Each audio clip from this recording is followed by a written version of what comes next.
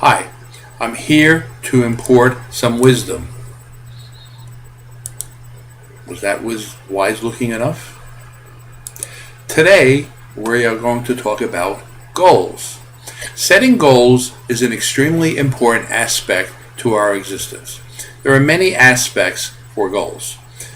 The first is the worthwhile test. In other words, why are they important to us? There are two types of goals. There are the survivor necessity type goals, which are the ones that deal with our sustenance and our ability to survive in a tough world. Some of these include education, career, family, physical fitness, and community goals. By setting standards that we seek to live up to in these areas, this can lead to a happy life. Now, we can get by without setting goals in these areas, but most people find that when they have targets, which is what goals are, accomplishments are more orderly and better understood and thus more achievable. Next, there are the non-essential goals, ones that exist because they bring us happiness, even though they may not be essential to our life sustenance. For example, they include the assortment of recreational goals where we might look to excel, like in playing sports and other kinds of games. Perhaps you choose to work lots of overtime in a year because you want to take a family trip to Hawaii, something which would certainly not be a necessity, but a moderately expensive pleasure.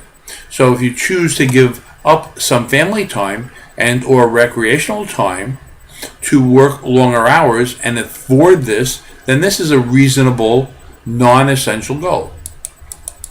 After applying the worthwhile test, we need to apply a second important criterion, which I call the feasibility test.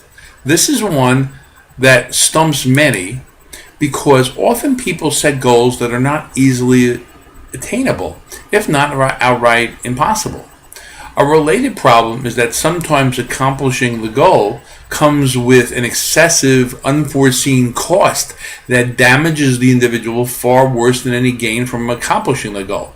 For example, if a person works too long hours to increase wealth or works out and plays sports too much, then doing so might detract from a healthy family life, and that could be a huge negative.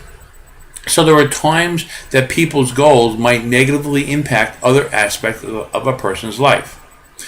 The other danger is setting such a lofty goal that is hard to accomplish and might cause much anxiety and frustration that a seemingly admirable goal might become a real negative if the cost of accomplishing it is destructive to one's health, mental or otherwise. Depression has been known to result from people who have unreasonable, unfeasible goals. So therefore, in determining our goals and analyzing them, they must pass the feasibility test. The last aspect of goals that I would like to discuss today is in regards to timing. We need to plan well when we wish to pursue a goal, and we should try to estimate a reasonable time frame for accomplishing it. This is of course after we have applied the worthwhile and feasibility tests.